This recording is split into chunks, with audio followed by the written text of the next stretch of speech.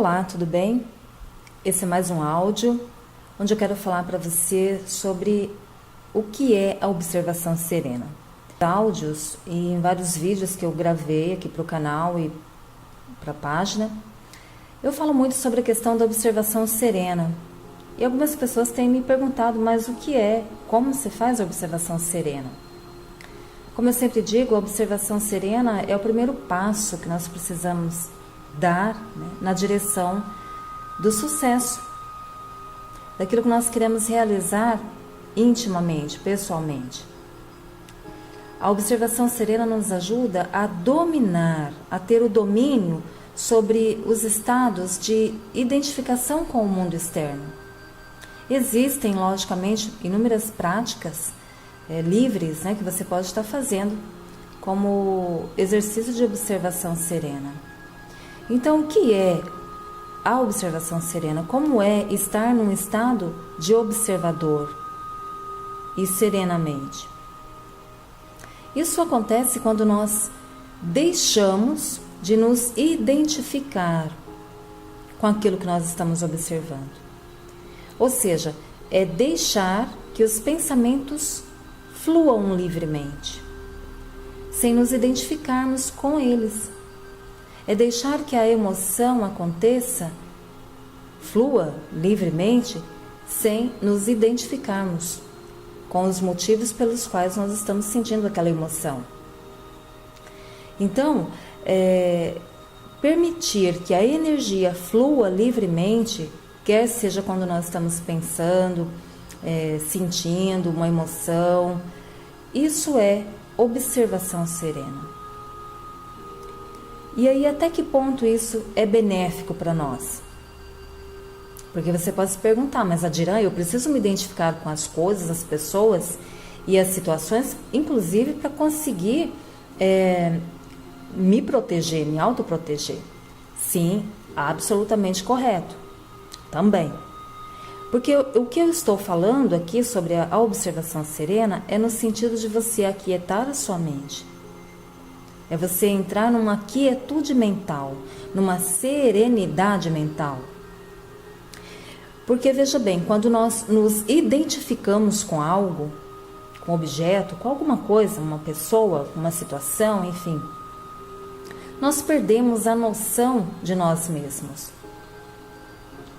Ou seja, nós nos esquecemos de quem somos, de que temos o poder de somente observar, de ser o observador e o espectador. Nós passamos a nos identificar com a situação. Ou seja, nós nos misturamos com o objeto da identificação, com os sentimentos, pensamentos, energias, vibrações, etc., da pessoa que está nos contando determinada coisa. Como, por exemplo, quando a gente vai caminhando pela rua, e de repente você vê lá numa parede, em algum lugar, um outdoor ou uma imagem, uma propaganda de alguma coisa que chama a sua atenção. Imediatamente nós nos identificamos, nós projetamos a nossa mente naquela imagem. E aquela imagem começa a ter vida. Em que sentido? Porque a partir do momento que nós colocamos a nossa atenção, desviamos o nosso olhar para aquela imagem, a nossa mente começa a criar uma história. Como, por exemplo, se for uma imagem de uma festa, e você já começa a criar uma história. O que eu vou fazer para ir nessa festa? Eu quero ir. Você já começa a pensar no sapato, na camisa, na camiseta, no vestido, como pentear o seu cabelo, com quem você vai, as pessoas que você vai encontrar lá. Enfim, você já começa a criar uma história. Você deixou de ser somente o observador e você passou a fazer parte daquilo que você está observando. E era apenas um cartaz falando de um evento. Não é isso? Talvez você já tenha passado por essa situação.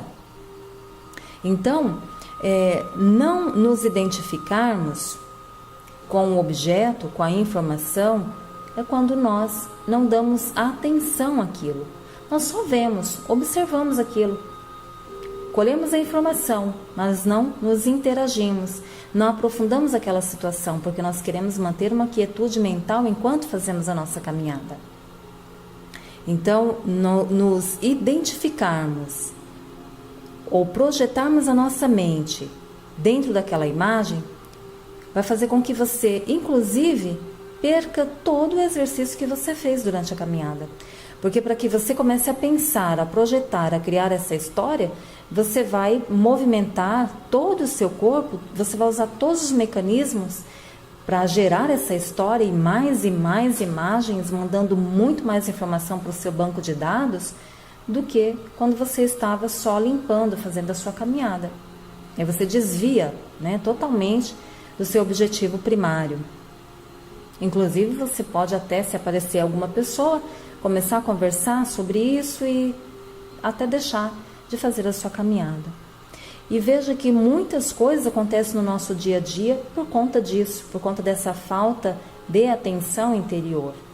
Às vezes nós começamos a desenvolver um projeto e chega uma pessoa ou acontece uma situação e nós deixamos aquilo lá em cima da mesa e vamos voltar aquilo só no dia seguinte.